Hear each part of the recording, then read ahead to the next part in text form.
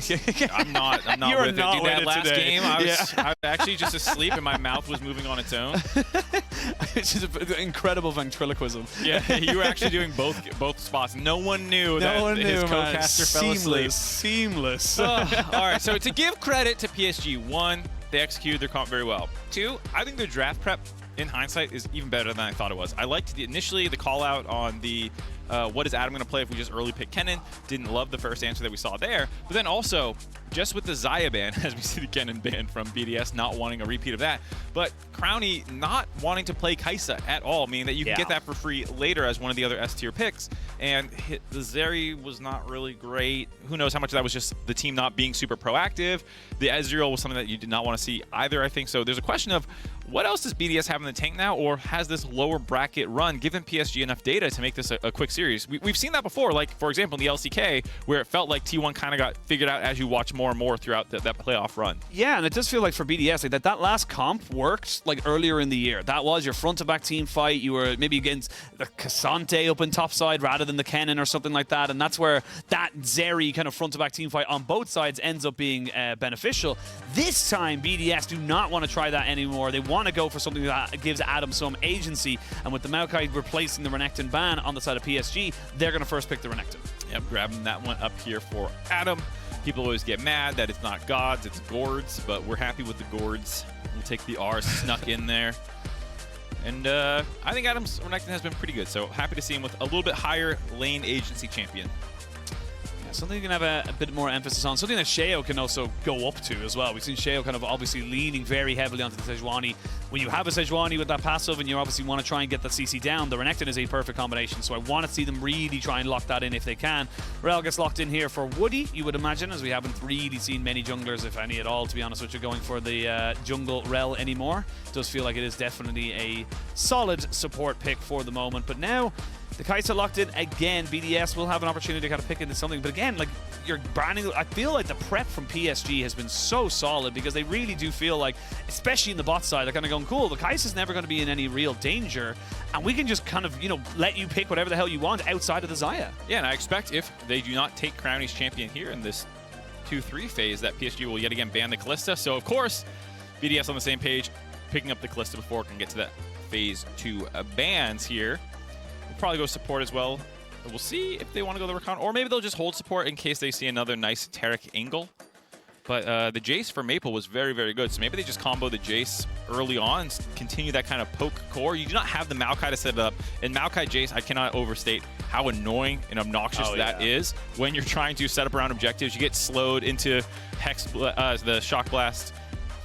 We'll see if they want to go because they have the tools there already a little bit. And it does feel like as well, though, for BDS, if they do want to go for that Jace, it would mean that you're very AD reliant and you're looking at things like a Rel, maybe even a Poppy. They will have a very easy time just building up those resistances and coming into those mid-game team fights. It's very, very hard for a Kalista to try and burn them down as quick as she would probably like. But for now, the Nautilus gets locked in here for BDS, and the Poppy gets locked in as well for Aja. So PSG, they're building to kind of just, you know, almost have a front to back themselves this time.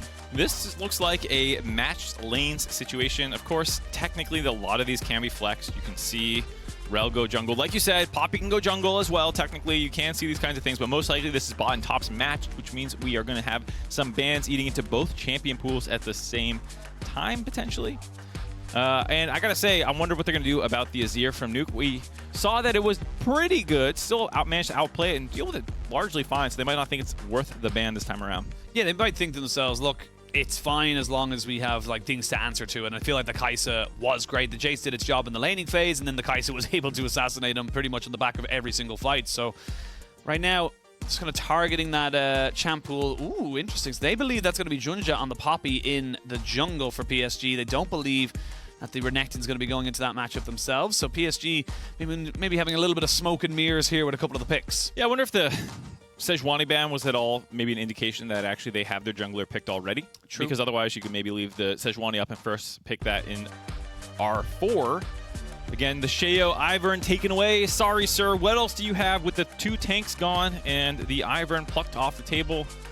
We've seen Sheo, I think, play Rel a little bit this tournament, though did not have the best performance on it. And won't be able to get that either. Yeah. It's we're going down the rabbit hole. So, and the funny thing is, I get a couple of junglers still there, but does Sheo play them? That's the big question. Yeah, the AD bruisers that are kind of the follow-up to the tanks are still available. We've seen some Vi, we've seen some Lee Sin, we've seen different things. Wukong, yeah, they're still playing that. So there are options. We'll just have to see what Sheo wants to go here now that his priority ones are at least pinched a little bit.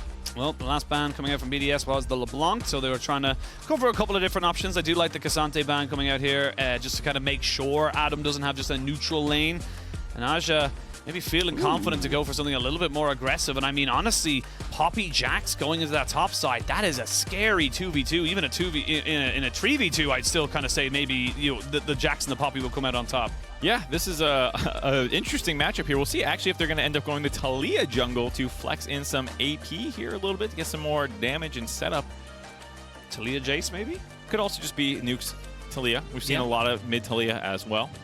Well, you called it. If this gets locked in, it is. Okay, so we're getting ourselves the Taliyah jungle for Sheo and then the Syndra in mid lane. So I feel like BDS would have really liked to been able to see what the mid lane pick before they tried to try and flex this one around, but it is unfortunately the way that the blue side goes. And now PSG, you full information of what they're trying to go for here on BDS. How do you respond? I mean, Maple...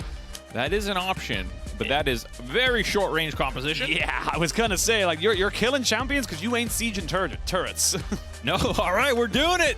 PSG saw that last game. They agreed it was Bedge. Yeah. They want some wokage. They're slamming this all melee composition effectively. I mean, you do have a little bit watch of it be range. 2 kills in 20 minutes again. If you somehow only die twice in 20 minutes, someone is not playing the game correctly with this composition. I mean, absolutely. I look like the pure amount of kind of mobility and just engage options you have for PSG makes me feel like you are looking for heavy skirmishes.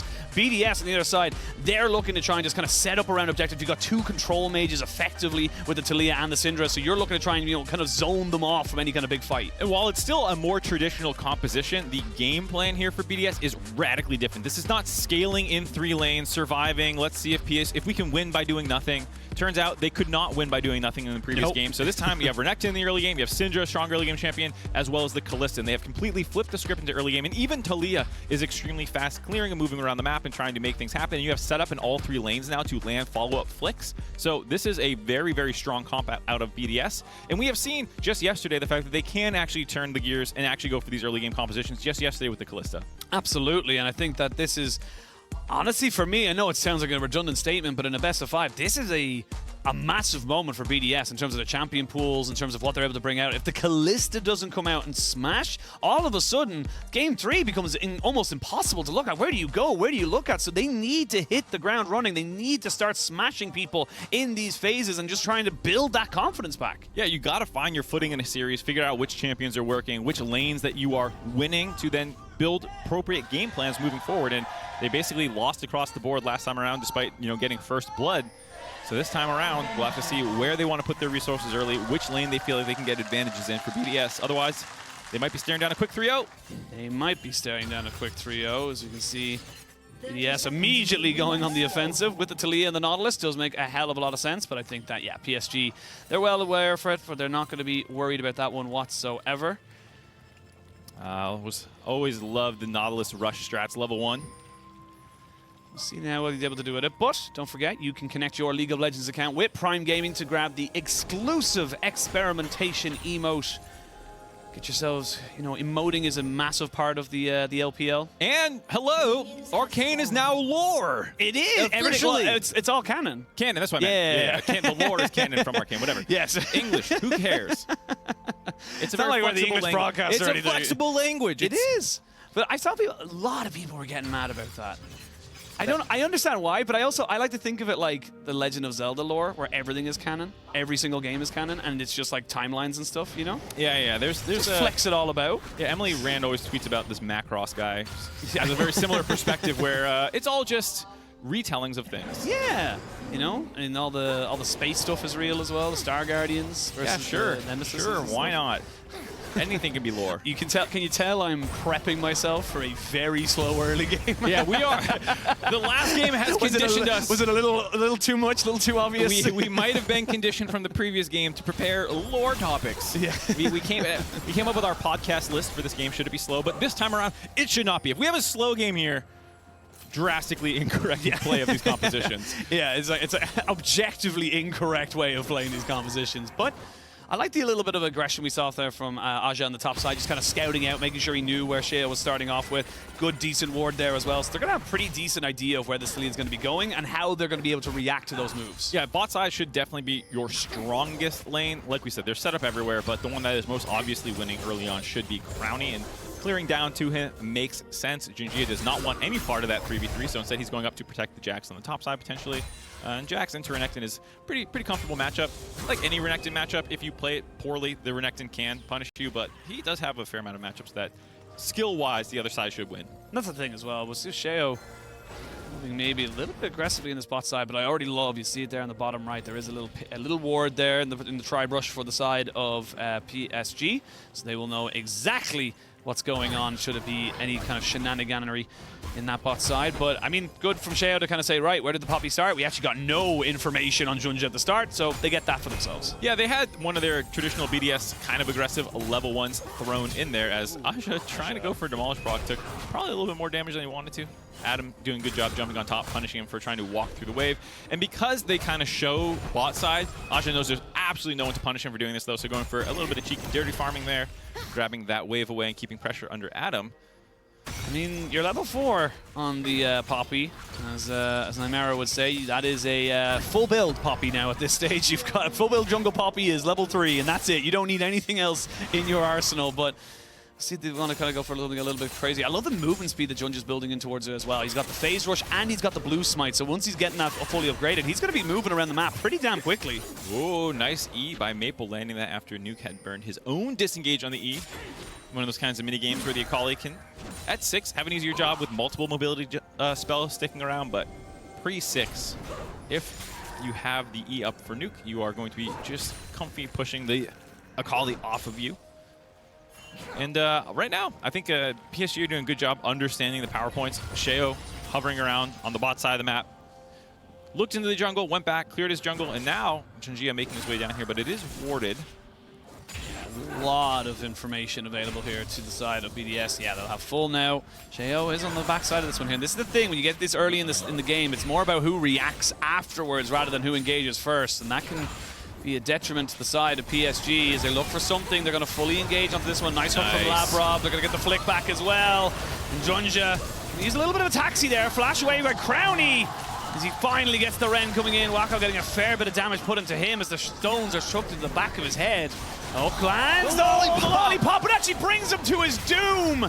Did not want to take that hook, a 1-for-1. Had the mechanics, but maybe not the right call. They're giving the kill back after what was a very nice setup. Labrov is actually so good at interrupting other people's move lock, especially against the Rel. He did it all yesterday on the Alistar pick, and this time around landing the Q to buffer the chain CC, kept him alive and allowed them to win that initial trade, but then got a little too aggressive afterwards. Yeah, just unfortunately he was feeling himself. Yeah, just a little too much kind of like, yeah, we did it, gonna amp it himself up, but it is important to note that both AD carries picked up those kills, and again, just really good read there from BDS, and a great ward, as we mentioned earlier, to spot out Junja on that path bot side. Yeah, I liked the play out of BDS, and it is unfortunate because if you can get the 1-kill advantage, you start snowballing this Kalista. This does keep Wako relevant. You also maybe could have farmed a plate in the 3v2 situation, forced Jinjia to hover under turret. You know, there was a lot more that could come positively if they did not trade that 1-kill back. Sheo, you are level 4. Ah, he doesn't have a flick back either. And this is where the problem will come in, a flash away.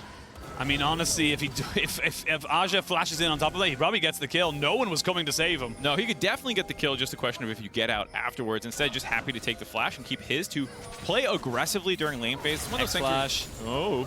Yeah, they're going to look for something there as very spooked out Mark knows what's coming in next. They're going to get a cleanse out of Crowny. They're going to be able to pop up the steadfast presence. Don't even need it.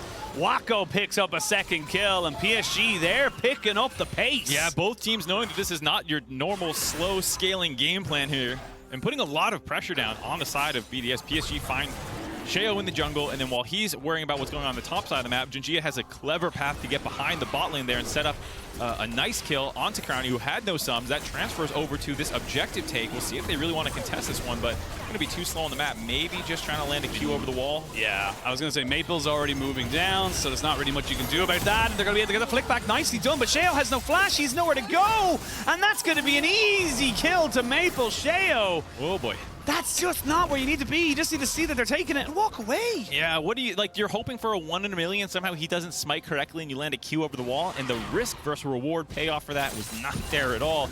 Gives a free one over to Maple, who you already have the bot lane moving a little bit. You got 2 kills on the Kaisa. You got Wako going. Here's his play again. Nice instant cleanse, but just too much CC available with the Rel and the Poppy. No flash means easy kill there. Wako grabbing that one back. So he's fed. Now you got your mid lane going pretty well as well, since Sheo's just hovering around and without the flash available, already taken off from the top side of the map. Aja's getting his mid laner fed indirectly there. Yeah, like straight up, that just comes down to small little plays we saw earlier. It's Aja getting the push in top, which leads to an invade, which leads to a flash being burned, which then leads to a kill. It's just all these small little moments, all these dominoes, and you could see another one falling down. A second Nuke in a lot of trouble. The flash, ooh, nicely done there by Nuke. If he waits even a split second longer there, he's almost certainly dead. Yeah, I wonder if Aja could have just flashed at him and then had the Q for the follow-up. Not going to be able to work there, unfortunately, but still, transferring that pressure around the map will give Adam some breathing room at least to grab some turret plates and some gold. But this is kind of the Adam treatment that you usually see. He's usually the one getting the push, moving into the enemy jungler, going to the mid lane. And here it's Aja doing it, getting advantages for both his bot side and mid lane now. And this is the thing, I think for Aja, I feel like this is a great moment for him as a player, because I feel like it's not, you know, kind of an understatement that a lot of us coming into this were saying Adam's probably the best top laner in the play-ins. Like, a lot of people are kind of saying this guy is going to be able to smash people in lane, and he was. But Aja has stepped up magnificently so far this tournament, really showing his champion diversity, being able to make the right plays, the roams, his gameplay knowledge. It really has, honestly, been so impressive here from the PSG top laner. Yeah, absolutely neutralizing, no, not just neutralizing, getting the better of Adam so far in this series, like you said. And even on his own team, regardless of the rest of the field, you hear more about Wako being absolutely crazy, him and Woody having a really, really good synergy between the two of them, and Maple, the veteran, the leader, the shot caller, so much 110 games! Yeah, whoa! And then meanwhile, here's Aja quietly kind of helping win the whole series for them right now. Yeah, I mean, like, I think it was Ender mentioned it on, I think it was like day 3 or something like that, maybe day 2. It was, oh, Sheo, you still don't have a flash and you were hit by an E, so now he's going to get scattered the weed coming in. The perfect execution does end up killing him off right there at the end. Nuke has no flash, and is he going to get stunned in there? There's going to be the shattering strike. And Woody says, I roamed up from bot, that's my kill. I mean, this is starting to snowball away right now. Yeah, Woody's seeing a lot of death around him. Decides he wants 1 kill for himself. The bloodthirsty support grabs that one away. But it's feeling really good for PSG right now. The gold lead does not look nearly as bad as it feels watching. Yeah, we're watching, waiting, seeing if they can go for something. There's the double hex flash. Nobody ever expects the double hex flash. You cannot slice and dice away. Woody once more, and Woody will get everything he wants. Now the gold lead's going to balloon. Mid and top are going to see plates going for both the solo laners. Oh, Aja's probably saying, what the hell, that should be my kill. Does not get this one. Wako playing super respectfully during this time as well. Maple's going to transfer the pressure down the mid lane to make sure Wako can step forward and actually grab this CS. And like you said, in the meantime, he can't be too upset. He is getting these solo turret plates for himself. And again, just such good transferring of pressure from around the map. Really, really smartly done here by PSG, and this is the kind of gameplay we see from like the bigger teams within the tournament. I don't want to bug them up too much, but it is like the likes of the the LPL teams, the LCK teams.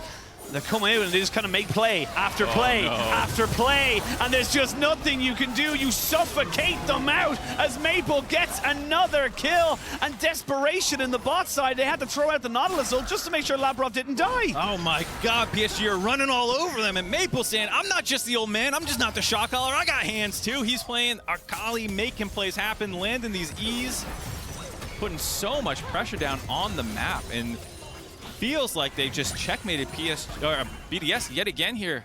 They had all early game kind of focus out of BDS, and they are just getting ran over here. I mean, just again, moment to moment to moment. It's not only just this one kill on the Sheo. Nuke's now overextended, and then the rest of the team are coming in to backup. Yeah, and it's just, again, when plays flow together because you have pressure, it's absolutely disgusting. The fact that, okay, we catch the jungler out, we kill the mid laner, and then you just keep going topside because, again, Aja has the push, so you can make these kind of shortcut plays, which should not work, where you're flashing through turrets to kill the Renekton, and it still works out for your side because you just are winning all over. Just love the idea of, like, you know, double hex flash over the wall, and it's just like, what? No way this is going to be able to work. But I mean, again, look, Nuke, you just can't, you can't walk forward like that. You don't have flash, and this is kind of the biggest weakness we've seen of kind of the mages coming back into the mid lane, is that when they don't have themselves any kind of... Oh, lordy. Oh, I was going to say, I don't know if Aja is the one being caught out right now. We are going to see the Fate's Call come in. Keeper's Verdict doesn't really do anything. They missed the Fate's Call as well, as Labrov taking a little bit of a trade back here. Finally, they will get themselves a bit of damage onto Junja. They'll drop down the Rift Herald top side as well. But what can PSG do around this? Because all 5 members of BDS went top lane. Yeah, they will at least probably be able to finish off this turret, channel some of that, or funnel some of that gold, excuse me, into Crowny, since they have the Rift Herald to drop as well. Junjia missing that Poppy knockback, but they're not done. They got TPs coming in. They have a TP coming in. That's going to be Maple. He's a bit far away from this right now. Aja taking a fair chunk of damage, but Crowny now looking for a little bit more. Once they get those Rens in, the cleanse was not really going to do anything, and now Crowny... Oh, he's a little bit just too little, too late. Yeah, and you can see it on the face cam right there. He is not having a good time. No, tough game, but at the end of the day, not the worst thing in the world for BDS. They were able to get some kills, grab a turret plate or a turret back for themselves. Cheeky idea here for PSG, and I like how they are constantly looking for plays, and this is able to bait a lot of TPs. You start backing off here. If they land this knockback onto either the Renekton or just focus down Crowny so that these Nautilus can't get re-thrown in onto Junjia, they can maybe disengage that situation. Still only giving 1 kill back is not the end of the world. The turret blade drops, and then here, just like the punish coming in, split focus. Maybe they could have got either one. Sheo getting some damage onto Aja, did not even have his E available, so you can see how dangerous it is for Sheo in this game. Anyone can jump on him and kill him. I mean, just like that, a flash forward and a bonk on the head. Imagine if he had a real weapon, and now Aja, he's going to try and jump over the wall, but he's just a little bit too far away. Junja going to take away the second dragon of the game for PSG, but it's getting all over the place right now. It's starting to get scrappy. Even Woody's taking away camps. It's getting a little loosey-goosey here for PSG. They're feeling themselves. They have a big lead. They're getting their second dragon into the game. There's a lot of turrets still available for them to grab as well. Starting to work down this bot side one here as Adam is trying to hold on to it. Might be able to defend since Junjia is busy on the dragon, but we'll see how much work he can get done, because already with the lethality build, Wacko hurts. Yeah, Wacko hurts a lot. There's the MasterCard lane economy snapshot. I mean, it's kind of to me, to you, but the people who are getting the gold are the people who win. Labrov does throw out, oh, the hook! Does put him in a little bit of danger, but he had Sheo on the backside of this one here. And I think the big thing for me is that you have a Poppy who's now a level ahead of Taliyah. That should never happen. There should never be a Poppy 20 CS ahead of a Taliyah in the jungle. That's when you blame your laners. Yeah. Something went wrong. Definitely wasn't me. I don't know how this happened. You can see massive advantage for PSG. And of course, the most important one, Woody. Yeah. Way ahead of Labrov because of those kills. Absolutely. Now we can see a big fight over this red buff right now. The Bramblebacks realizing he is the center of attention right now. While that was all happening, you put 5 members to defend the red buff, and bot lane goes down. It is one of these situations where you cannot win an even number fight for BDS. So you have to bring extra members, but then if the enemy team respects the fact you have done that and just backs off, you have Aja alone on the top side, and like you already called out, Wacko on the bot side grabbing that turret, and the gold lead continues to grow just from a red buff pressure. Brambleback secret agent, but I mean, yeah, you're 3 levels down. Aja, honestly, like, it just feels like if he just keeps himself in, you know, kind of away from the Jax, he survives. Yeah, I also think he could have just ran up. Yeah. I don't know. I guess Nautilus was behind him, technically cutting him off, but I think it's easier to run through Nautilus than the Kalista at that point in time. Either way, he punished Sheo, taught him a lesson, said, "Don't throw rocks at me. I will murder you." I feel like it's a very clear threat. He escalated them. It's like a little kid just throws a rock at you. It's like, do that again and you will die. It's just like, whoa. Now Adam, I mean, he's got no magic resistance here. If Maple wants to take this fight, he bloody well can. Adam getting some 5-point strikes to the face. Does miss out on that one. The perfect execution. Gonna come in. Good flash from Adam to keep himself alive. But again, you're losing the dominance. You're losing the flash. And Adam getting this first pick on the Renekton, it's just not equaling into the kind of advantage he needs. Now, Junja gonna have the steadfast presence to keep him safe and alive. But I mean, they're just permanently in BDS's jungle. BDS need to get out. Yeah, this is such a painful game. It feels like for BDS, I will say, for how dominant this 16 minutes has felt, the gold lead is not totally insurmountable. And we have seen teams already at Worlds so far come back from worse positions than this. Absolutely. And so I do think PSG don't want to get too far ahead of themselves. Remember, you still have to play this game out cleanly. If you get into a dragon fight where you hop into this enemy team and you miss everything. TP. They're already jumping on the lab robin and they're pincering in. They're pushing them on all sides. Sheo just goes immediately into stasis, but it's only to delay the inevitable. Maple picks himself up a 5th kill on this Akali, and this is just starting to snowball. Like you said, it's not insurmountable, but it's definitely not easy. No, it is not, and welcome back to the PCS Maple. This is where you belong, let me tell you. Watching the LCS, he was a good player, but this is a way better performance out of him, back in his comfort zone here on the world stage. Just doing so much right now. The carry's got the gold, they've got the towers to kind of boot them up, 3,000, 3,500. It's an Infernal Soul coming up in the next minute and a half to put them on soul points. It's just all slowing down, kind of moving forward. And the thing is BDS, like you said earlier about their composition, this isn't a sit back, hope you can get the late game. Your late game doesn't really come on this composition. Yes, it will be good, but it'll be just as good on PSG's side. Yeah, absolutely. There's no one who's ever going to be able to 1v1 Aja from here on out. You will have a permanent split push threat unless something goes horrendously wrong elsewhere on the map. And so, also with Maple this Fed, you can go into these 1-3-1 setups that become an absolute nightmare. Wako starts ulting in from the mid lane. You have these huge collapses that can happen, and just even compositionally from this far ahead, BDS's options are extremely limited, and it's basically hoping PSG dive a turret they shouldn't, overforce a Baron that they shouldn't. And to hit back on that Maple point, it's just really cool to see one of the most storied players in the entirety of League Esports return. It's the tanks. Never mind, here comes Maple. Yeah, there's a flash away by Sheo. You talk about him, he wants more! Is he gonna be able to get it? No, he won't get the kill and he'll get out as well. Maple is just trying to style on him. One of the most experienced mid laners in the world. Really showing that he's not lost his touch. No, not at all. He's got some movement there, using the E left in the Shroud to go for the assassination under the turret, but have an escape plan left over. Doesn't burn his flash despite how aggressively he was going in there.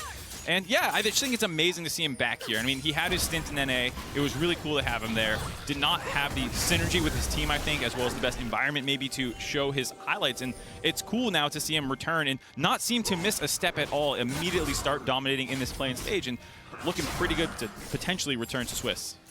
And that's the big thing. Like, I mean, we're thinking of some of the mid laners that have been going over to the Swiss stage. You know, some of the biggest names, pretty much from every region. You've got Caps, arguably the most known mid laner from LEC. You've Faker, no introduction needed. Xiaohu, who's always been just always around. Like, and then you can add Maple to this mix. We are just absolutely inundated with exceptional mid laners. There's a fantastic ultimate to bring away the Nautilus. Crownie trying to run away, and he will get back to his support. He's doing enough, but not quite to keep himself alive. Now Nuke goes golden, but only to die a second later. A TP out by Adam. That should tell you everything about this game. Adam TP'd away and got stopped by the Poppy as well. They're all on the wrong side of the map.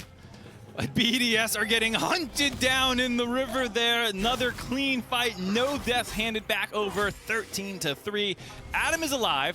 He has no clear way out, but I think at this point PSG has decided that the Dragon is maybe worth more than Adam's life. Wako has decided that the Dragon is worth more than Adam's life. He will finally get it, and now we'll see Adam just being delayed. Oh no. Keep your little pet crocodile alive. They're just going to let him go as well. So, you know what? They don't even care. It's like, why me? It's just like, you can go because you're the message you sent back to the group and tell them what you saw. But I mean, look at this. What an incredible start for this from Junja, just to completely get rid of the engage. Yeah, knocks Lebrov out, and Crownie almost made it back around. A nice flash to meet up with Lebrov, who's then trying to peel him, and they almost got Maple, but just too fed, able to finish him off. And on the flip side of the fight, it was a decimated front line, like you said, with Lebrov forced out. Adam's trying to get out of there, almost did it. Did eventually make it out. Again, the crocodile they deem not worth it. Maple 1v3, and he's still not going down just yet. He's got the rest of his team coming in. The 5-point strikes are on point. I don't think he can take on them just that much, you know, just willy-nilly like that just yet. 1v3 is a bit of an overstep potentially there, though, with his Shroud able to stay alive and keep pressure up. And, you know, game continues to march forward. The gold lead now, 6,000, 3 dragons in their back pocket, and Baron up means that sooner or later that will probably be going in their way as well.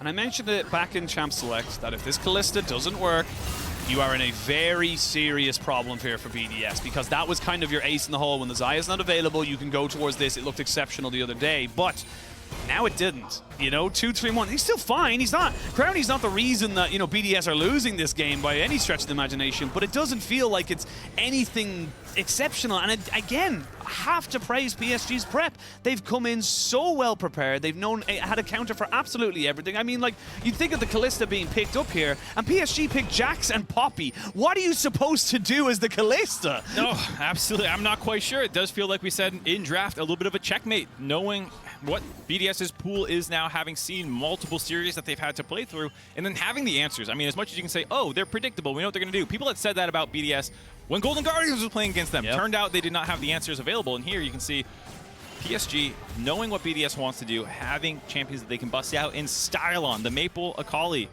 showing that he can answer the skill matchups when needed. When needed, and I mean, like you said, they're just in a hole where they have to send multiple members every single time. Didn't even realize we still had a Rift Herald to be used in this game, to be perfectly honest. When it was taken, to be honest. Yeah, honestly, I didn't even see it be taken, but Maple back up to full health in this top side, has a Morello Namicon alongside that rocket belt, and yeah, I mean, you can go straight for this. They will get spotted out immediately. How do you get in, though? They're going to have to try and make it through blue buff, but it is an open path with the Infernal map. Yeah, a little bit more options available to them. Adam going to be not bumped away just yet. Going to get jumped on for the moment. They are trying to see if they can catch up to Sheo, and if Sheo goes down, you don't have any contest whatsoever. He gets ignited. No look. Ignite from Wardy, and now he can really pick the target. Crowny is not allowed to play the game. PSG have not only killed BDS, they're burying them as we speak. They're giving a memorial as they stand over the bodies of BDS, finding all those kills. Maple again baiting in the entirety, having the stopwatch available to corral them all together, giving the chase down. Such a clean play here, as once again, it doesn't even need to be the cleanest engage. Junjia misses his ultimate. He's getting stunned up. He's just messing around with the Renekton. Maple's 1v3 eats the entire ult from Nuke. Able to have that stopwatch available, and then the chase down. Waco's finally able to find the time to go in, finish off Crowny. And again, Adam the Crocodile living. I mean, his KDA is looking decent. I can't say the rest about the game, but you know, 0-1-0 isn't terrible. But I know. Look, we're trying to find some kind of fun moment in this, because I mean, you know, the Red Bull Baron power play coming out here for PSG. They're just smashing. There's no other way to put it. This is domination right now. This is PCS #1 saying, look, there is no more, oh, LEC 4th will destroy us, not even a hope. No, this is going into game 3 and having nothing working in either game to really fall back into. Maybe you go, let's go scaling again, because game 1 wasn't this dominant at least, but BDS in trouble here. One more, why not? It just feels so bad. I don't even really know what to say at this point. And for BDS fans, for European fans, I'm sorry that you had to wake up to this, because this is brutal, Mark. I know we're independent observers right now, LPL, LCS, but this is not fun. No, I'm not enjoying this. So I'll tell you that. I mean, it is cool to see PSG styling. Not incredible. Saying I'm not, you know, happy for them or anything, but just the lack of competition in this game and the slow pace from game 1 has made it a very trying series, I think, for the European fan base to watch this right now, and just wanting something more after BDS had 2 good days back-to-back in their best of 3s leading into this one. Yeah, and look, for BDS, this game is pretty much all but done unless something crazy, and, you know, which in fairness, it has happened before. I have seen it happen, but they're looking towards game 3. And obviously, we've talked about it a couple of times. Their draft hasn't really gone into anything. I think we've mentioned it a couple of times now. Sheo's champion pool, Crowny's champion pool. That it just feels like these small little things are what are really limiting BDS from having some kind of foothold in this series, and they're going to have to throw something out. I mean, do you just bring out the Olaf? I know we were talking about the God's Mean, but you need something. You need a lane to play around. Yeah, the first pick Renekton has been something they've done throughout this plains, and it looked okay, but here, like you said, Sheo getting pushed off the tanks, this has not looked like it. The Kalista that worked yesterday also falling apart. So I mean, you're gearing up now for a long, hard-fought reverse sweep if you have any hope. And that is quite a mental hole to dig yourself out of after a shellacking like this. Not only that, but you've after played three best of threes basically back to back to back. Yeah. This is a long thing. This is the thing. Everyone's talking about how amazing lower bracket runs are and how awesome they are. There's a reason why they're amazing, because the actual mental fortitude and physical kind of endurance that you need to go through to do that many games on a highest stage is exhausting. It's exhausting. I'm exhausted thinking about it. Yeah, you end your day, you immediately go into a pick band meeting for the next one. You have to VOD review things that you haven't seen. Yeah, like you said, probably do a round of scrims if anyone's up for it. Yeah. You know, it can be exhausting when you have to play day after day after day, and BDS had a great run going, but coming up short this time around. Also, the difficulty of losing early on in the double elim is you wonder about who your opponents would have been on the flip side of the bracket playing GAM, who did look a lot better early today. So not to say that they necessarily would have won or anything, but it is one of those times where you're always playing the what-ifs in your head. Yeah, literally looking at the what-ifs of the world and how it's all kind of coming together. But what if PSG were to throw it, huh? What if PSG were to five-man the fountain? Yeah, What I if? mean, and give Crownie all the kills, huh? I've seen it before, not on a professional stage. Yeah. I've seen it on a professional stage. But Oh, no. LPL's got 17 teams of widely varying quality. But it happens, unfortunately, when you start to dilute the pool.